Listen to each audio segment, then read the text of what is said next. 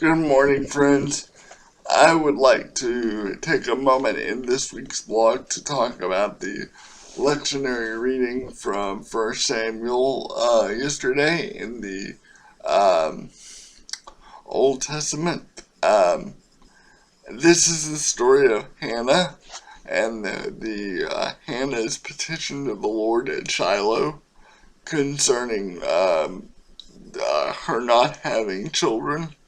And I think this story is instructive for us on several levels because we hear at the beginning of this story that Hannah is the wife of Elkanah, and Elkanah has another wife, Peninnah, as well. And every time they go up to Shiloh and participate in the sacrificial rites, Hannah is mocked mercilessly by Peninnah for not having children. And I think this is, as I said, instructive to us from a point of view of how to care for folks in trauma in several regards. First, very early, we see Elkanah say to Hannah, "Am I not more to you than 10 sons?" As if to say, I know you're grieving, and I know you're in deep distress, but think of all the things you do have, and you have me, and I love you, and isn't that enough for you? And I think that is so indicative of the way that most folks in communities of faith respond when we are confronted by deep trauma, where we are open to the process of somebody grieving, but only to a point, and then we want to quickly move them on to what they have or what they have to be grateful for. And sometimes all we need to do is just sit with somebody and let them be in their grief.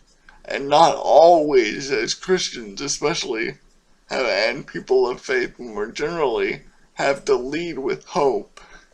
Sometimes we just have to lead with presence. And then you get Eli, who is literally sitting in the doorpost of the temple, watching Hannah pray and poured, the text says, she poured out her soul before the Lord.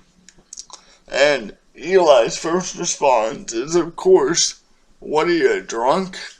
Which, and we can talk about Eli in the text.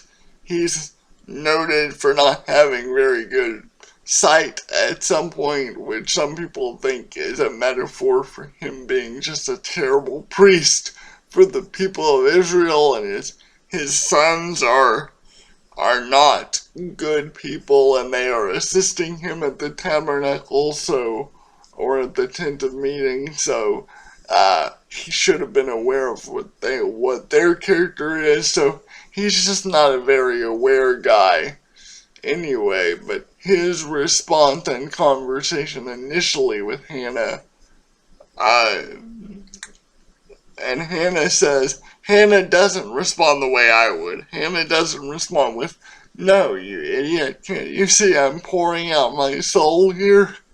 What are you, crazy?"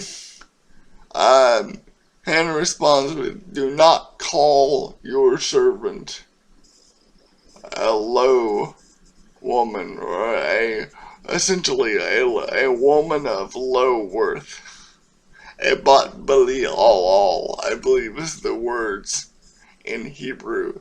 And it's funny because the sons of Eli are called Nahat Belial, I believe, or Nabat Belial, which are people or persons of low worth, or men of low worth. So virtually the same word that is Hannah is saying, "No, please don't call me a woman of low worth," is the word used to describe Hophni and Phinehas, the sons of Eli, later on in in 1 Samuel.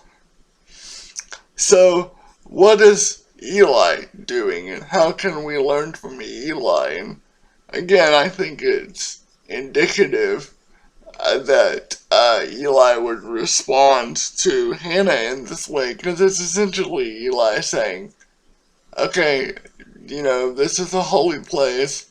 Let's not be so messy and so gross and so demonstrative and weeping so loud and the text says that Hannah is literally grieving out of the bitterness or, deep anguish of her soul. And Eli is accusing her of being drunk.